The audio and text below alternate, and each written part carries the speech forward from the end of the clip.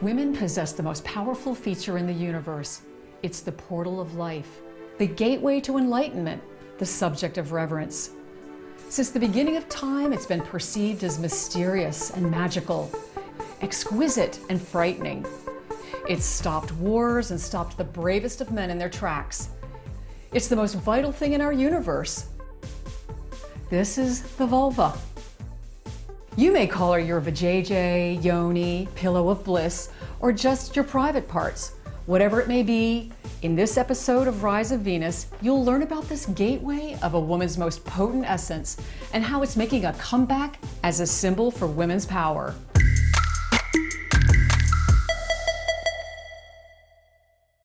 Modern day women have been in the dark about their vulvas. It didn't even appear in anatomy books until the 1990s.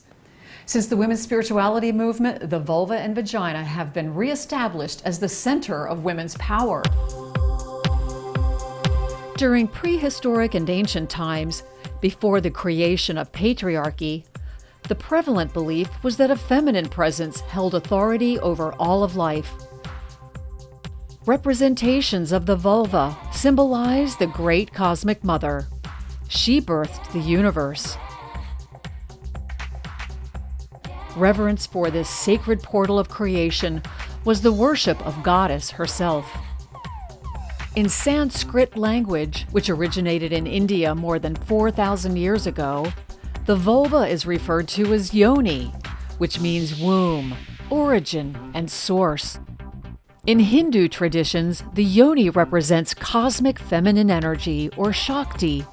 Shakti is the divine mother and the primordial creative power. Shakti in her many forms is the loving creator and the fierce protector. The spiritual path of Tantra, which appeared around 500 AD, considers the yoni to be the vehicle to enlightenment. Women are considered to be emanations of Goddess. Thus, the adoration of a woman is considered to be the worship of the great Goddess herself. One of the most fascinating sacred female figures in history is the Sheela.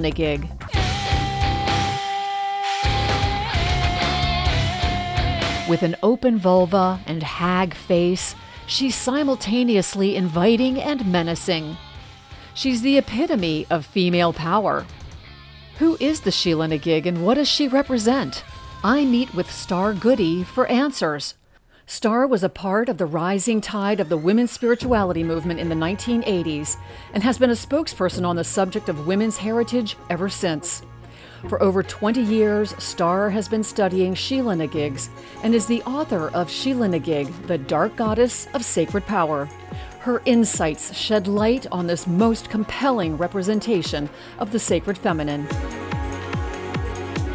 The Sheela is from Ireland and the British Isles between the 12th and 17th century. They're medieval figures exposing their vulvas on secular and sacred architecture. She's connected to creation with her vulva and destruction with her hag breasts and her menacing skull head.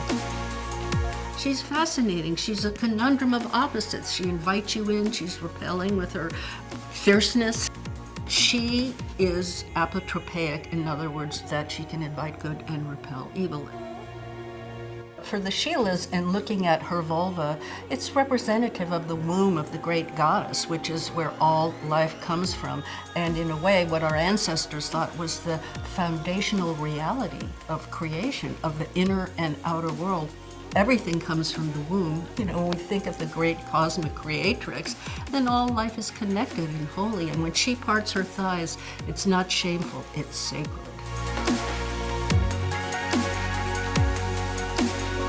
One of the primary functions of the Sheela is that she is a guardian of entrances, which, you know, symbols have resonance and harmony. Of course, the vulva is an entrance.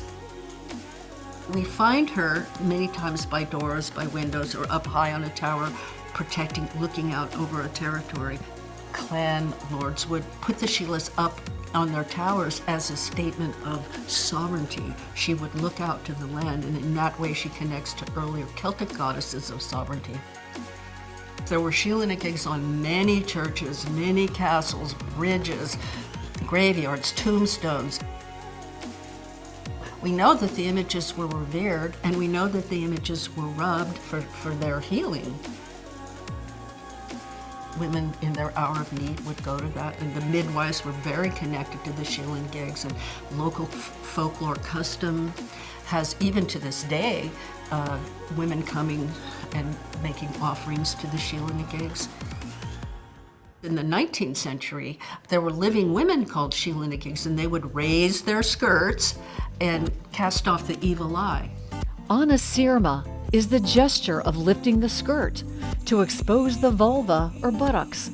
It's an action that's been used throughout history to ward off evil spirits, calm the forces of nature, and even drive away invading warriors. It's also performed to invoke laughter and emotional healing. In classical Greek mythology, Demeter, the goddess of grain and fertility of the earth, grieved after her daughter Persephone was abducted by the god Hades. Demeter became distressed and distracted, causing all of the land to become fallow. Only Balbo, the goddess of mirth, was able to relieve Demeter's grief by lifting her skirt to make Demeter laugh. With brighter spirits, Demeter negotiated Persephone's return and restored the land's fertility.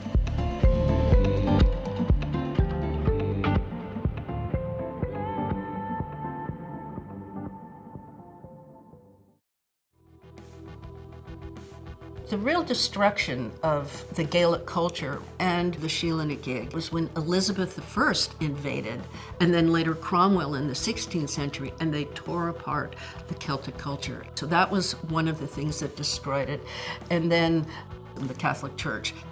The church tolerated them, but then there was the Reformation and then the Counter-Reformation, and the church felt then that at last they could get away with doing away with these images, which they considered, sinful. In the 1600s, there's a bishop asking the Sheelas to be torn down. This is when the church started to react against them, and local people would protest against that.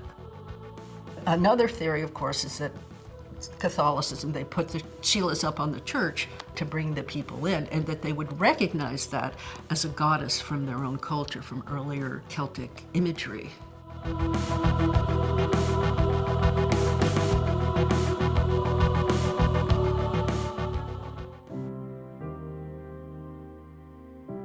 Once honored as a sacred symbol of Goddess herself, the vulva and female sexuality were slowly defined as profane. Patriarchal doctrine shamed and blamed woman and diminished feminine abilities and value.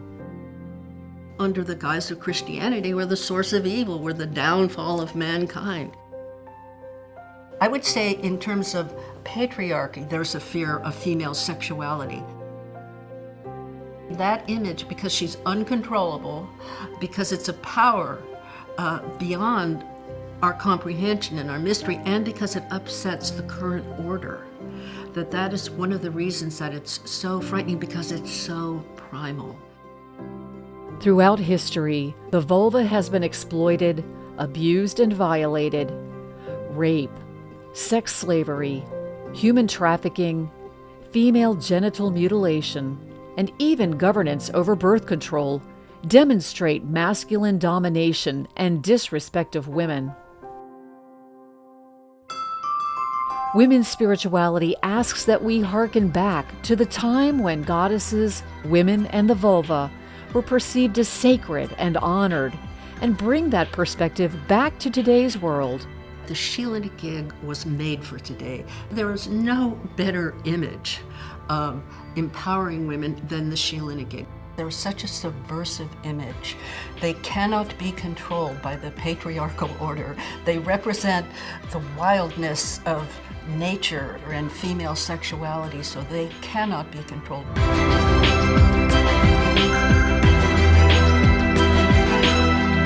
By respecting the female body and spirit, and accepting women as equal in our societies, humanity will evolve and blossom into a new and better reality. Today, women around the globe, including teachers, healers, priestesses, and others, offer information to empower your most valuable possession. So women, take stock and honor the seat of your entire being and become a more potent feminine force in the world.